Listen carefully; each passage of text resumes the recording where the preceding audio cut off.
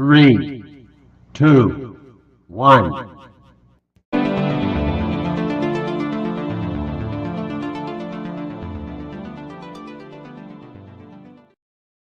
Hello and good morning. Happy Sunday. We are on the verge of kicking off a new NFL season. I knew this was going to make you happy. I know it makes me excited. And that means a lot of free agency action. We have a lot going on. We've already seen a couple of trades. Deebo Samuel moved to the Commanders. Geno Smith traded to the Raiders, giving them a new quarterback. We've even seen some signings. The two arguably best free agent tight ends off the board. Zach Ertz going back to the Commanders. I was a little surprised about that on a 1-year deal. Mike Gesicki going back to the Cincinnati Bengals on a 3-year deal. T. Higgins getting the franchise tag, but there are still a lot of free agents out there. So what I wanted to do today was give you a quick look at a couple of guys I am watching as we get ready to go into the new league year, which starts on Wednesday. Legal tampering period officially begins tomorrow, Monday, so we will start seeing even more deals announced then. I think some of these guys may be some of the first dominoes to fall. First, I'm going to look at the first kind of free agent domino in the quarterback ranks, and that is Sam Darnold. He was a 1-year, low money veteran bridge quarterback signed by the Vikings last year, ended up starting the whole year. JJ McCarthy ending up being injured and out all year. And we really liked what we saw from Sam Darnold. So did the Vikings for the most part. Last 2 games, final game of the regular season, the wild card playoff game, a little bit rough, and that seemed to spell the end for him. There was a lot of discussion about whether he would be back with the Vikings. He still could end up being back with the Vikings. I don't think he will be. A lot of places are going to be pursuing him. Would he go back to the Jets, the team that originally drafted him? I don't know. Seattle now looking like kind of an interesting opening, especially with Geno Smith on the Raiders. So we will see. I think Sam Darnold is the first big quarterback free agent domino that needs to fall, and off of him we're going to see deals for a lot of different people, including Russell Wilson, Aaron Rodgers, some guys that are out there. But another interesting quarterback domino to me is Justin Fields. This time last year he didn't have a lot of a market. Everybody knew the Bears were going to take Caleb Williams and move on. They ended up having to deal Justin Fields for a very low draft pick to the Steelers. He ended up starting the first few games. Russell Wilson wasn't available.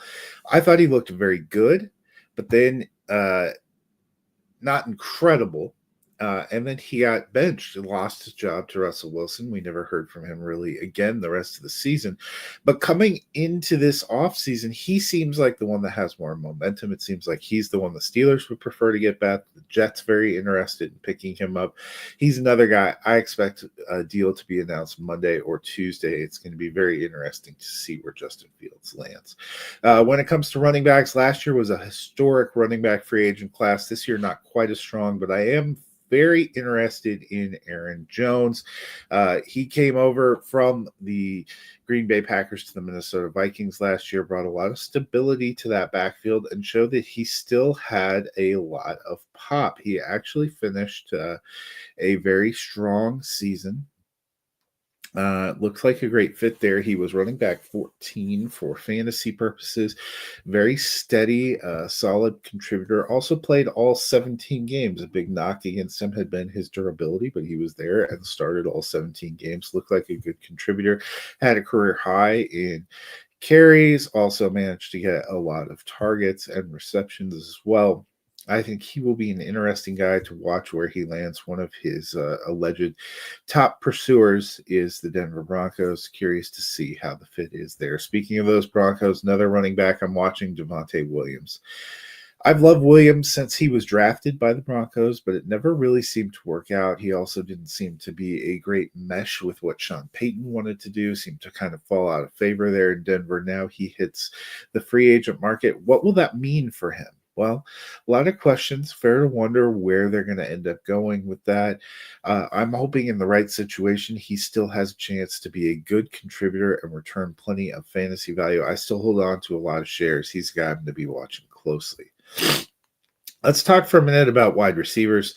Some guys like Tyler Lockett have been released and set free. Other guys, I mentioned Debo Samuel traded to the Commanders. Christian Kirk got traded to the Houston Texans. T. Higgins getting the franchise tag. That really clarifies some things here. There are some good studs in the draft, but teams aren't going to just rely on that. Top free agent, I think, in this group now is Chris Godwin. Yes, he was injured, limited to 7 games last year, but in those 7 games, saw 62 targets, caught 50 passes. I think he is probably the best of the free agent wide receivers, a guy whose name I expect to hear announced on Monday or Tuesday. That early frame of the legal tampering period, I think he still has a lot to give. I think he would be an ideal elite number 2 for a team that needs a great complementary piece, but we'll see where he ends up. Another receiver worth watching, Stephon Diggs. His trade to the Texans from the Bills was probably one of the big watershed moments of last offseason. He started out fairly strong for the Texans, but then, like Godwin, ended on injury. Now he is a free agent. Where does he come back to? Supposedly, the Texans are interested in bringing him back on a team-friendly deal, but he probably still has a little bit in the tank for a good run. Could he end up going to a contender that just needs another piece to help put them over the top? Where is he in his rehab process? Been a little bit more quiet about that, but he is a wide receiver name that is out there that I'm watching. A couple other ones, that I'm interested in the wide receiver group. Amari Cooper. Amari Cooper has been very solid and a very good contributor up until last year.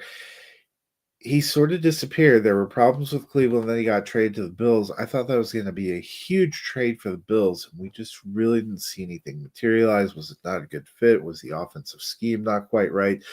Hard to say. What does he have left, and where is he going to go? What kind of an opportunity is he going to get? I'm going to be curious to see where he ends up. I think there's a non-zero chance that he could go back to Dallas. And I would be curious to see him again opposite CeeDee Lamb in that offense where he thrived with Dak as a complementary piece. But going to be watching to see where some of these guys end up. The most exciting thing is free agency is here. The new league year is here. I will be back next week talking about some of the big deals that we are getting. Hopefully we have some fun with that. Until next time, I hope you guys have a wonderful week.